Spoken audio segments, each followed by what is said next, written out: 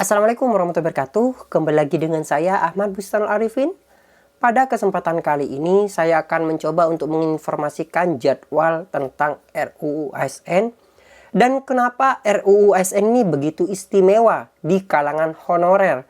Kenapa untuk didesak segera disahkan, dan saya akan berikan tanggapannya atau jawabannya agar Bapak Ibu semua tidak khawatir atau mengetahui juga informasi ini. Nah, misalnya nanti Bapak Ibu ada komentar, cantumkan di kolom komentar di bawah ini. Sebelum kita ke informasi, alangkah baiknya Bapak Ibu bisa like, comment, share, dan subscribe channel saya. Kemudian Bapak Ibu juga bisa join grup Telegram saya di ST Radio By Channel. Atau Bapak Ibu juga bisa follow TikTok dan Instagram saya di @abarifin_. Kali ini Abah Channel telah memiliki sebuah website yang Bapak Ibu bisa kunjungi nantinya di www.abahchannel.com. Dan seandainya Bapak Ibu jika ingin berkontribusi pulsa pada Abah Channel ini, Bapak Ibu bisa kirimkan pulsa, berikut nomornya di bawah ini. Jika Bapak Ibu berkenan tentunya. Langsung saja kita simak dan kita bahas pembahasannya berikut ini. Nah, di sini Bapak Ibu saya akan menjelaskan kenapa RUU ASN ini segera untuk didesak agar bisa disahkan dan kapan jadwal untuk pengesahan RUU ASN ini. Ini saya kutip dari jpnn.com untuk jadwalnya. Nah, langsung saja kita simak Bapak Ibu. Nah, sekarang kita akan masuk Bapak Ibu pada informasi tentang kapan untuk rapat panja RUU ASN ini akan dilaksanakan. Jadi kapan sih akan dilaksanakan RUU Panja ASN ini? Coba kita cek dan kita bahas. Di sini Bapak Ibu saya kutip dari jpnn.com bahwasanya untuk rapat panja RUU ASN ini, jadi di sini Bapak Ibu jpnn.com ini mewawancarai yaitu Bapak Ibu Nurbaiti, dia selaku anggota, maksudnya selaku dewan lah yang yang mengakomodir tentang K2, honorer K2. Di sini untuk adapun jadwal rapat panja RUU ASN yang sudah diagendakan atau teragendakan di Sekretariat Komisi 2 DPR RI sebagai berikut, yaitu Senin 28 Agustus tahun pukul 10.00 WIB, rapat panja RUU ASN. Kemudian dengan agenda laporan tim perumus dan tim sinkronisasi RUU ASN kepada panja RUU ASN. Dan Senin 28 Agustus tahun 2023 pukul 13.00, rapat panja RUU ASN dengan agenda pembahasan DIM RUU ASN.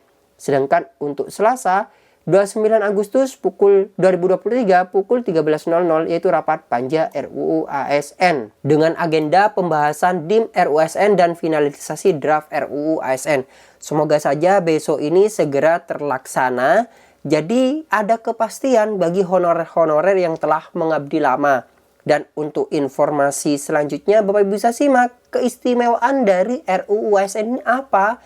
Di sini saya akan bahas kepada Bapak Ibu semua agar Bapak Ibu mengetahuinya. Di sini Bapak Ibu untuk draft RUU ASN, Bapak Ibu bisa lihat nantinya di website saya www.abahchannel.com. Bapak Ibu bisa simak dan bisa cek di sana, bisa diunduh draft ini. Dan draft ini saya langsung dari websitenya DPR RI Bapak Ibu tentunya. Nah, kenapa RUU ASN ini begitu istimewa di kalangan Bapak Ibu honorer? Mungkin Bapak Ibu belum mengetahui hal ini. Coba kita bahas. Ini merupakan salah satu draft dari RUU ASN tersebut, yaitu di sini ada informasi pada perubahan di pasal 34. Nah, RUU ASN ini merupakan salah satu rancangan undang-undang yang merevisi UU ASN nomor 5 tahun 2014 Bapak Ibu. Sehingga nantinya di dalam RUU ASN ini ada keistimewaan bagi honorer. Coba kita fokus pada keistimewaan tersebut. Di sini pada perubahan 34-nya, di antara pasal 131 dan 132 disisipkan satu pasal, yakni pasal 131 yang berbunyi sebagai berikut. Nah, di sini Bapak Ibu. Pasal 131A, bahwasanya 1. Tenaga honorer, pegawai tidak tetap, pegawai non-PNS, dan tenaga kontrak yang bekerja terus-menerus dan diangkat berdasarkan surat keputusan yang dikeluarkan sampai dengan tanggal 15 Januari 2014 wajib menjadi PNS secara langsung dengan memperhatikan batas usia pensiun sebagaimana dimaksud pasal 90. Jadi diangkat menjadi PNS langsung jika TMT-nya 15 Januari tahun 2014. Jadi misalnya Bapak Ibu sudah mengabdi nih di sebuah instansi, TMT-nya 15 Januari 2014, maka menurut RUU-ASN yang belum disahkan, ingat ini belum disahkan, maka Bapak Ibu akan diangkat langsung tanpa tes di sini. Nah, coba kita cek pada perubahan keduanya, pada pasal keduanya. Pengangkatan PNS sebagaimana dimaksud pada ayat 1 didasarkan pada seleksi administrasi berupa verifikasi dan validasi data surat keputusan pengangkatan. Jadi tidak melalui tes, tidak melalui CAT di sini Bapak Ibu bagi honorer.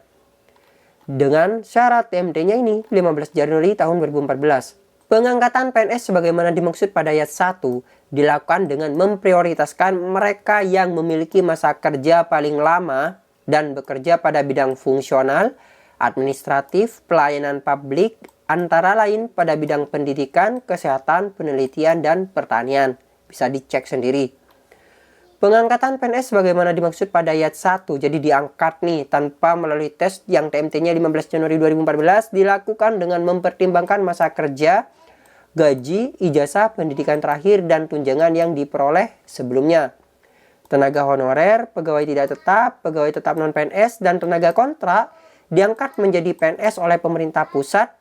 Dalam hal tenaga honorer ini perubahan yang keenam ya Bapak Ibu.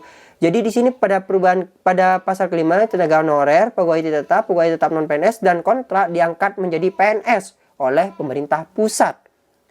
6. Dalam hal tenaga honorer, pegawai tidak tetap, pegawai tetap non-PNS, dan tenaga kontrak tidak bersedia diangkat menjadi PNS sebagaimana dimaksud pada ayat 1, harus membuat surat pernyataan ketidaksediaan untuk diangkat menjadi PNS.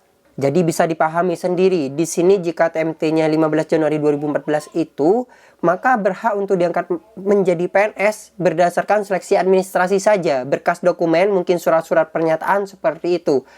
SK Bapak Ibu, nah mungkin didasarkan atas dokumen seperti itu, tidak berdasarkan CAT. Kalau kita lihat dari RUU ASN yang belum disahkan, kita tunggu pengesahannya apakah masih sama atau tidak nantinya.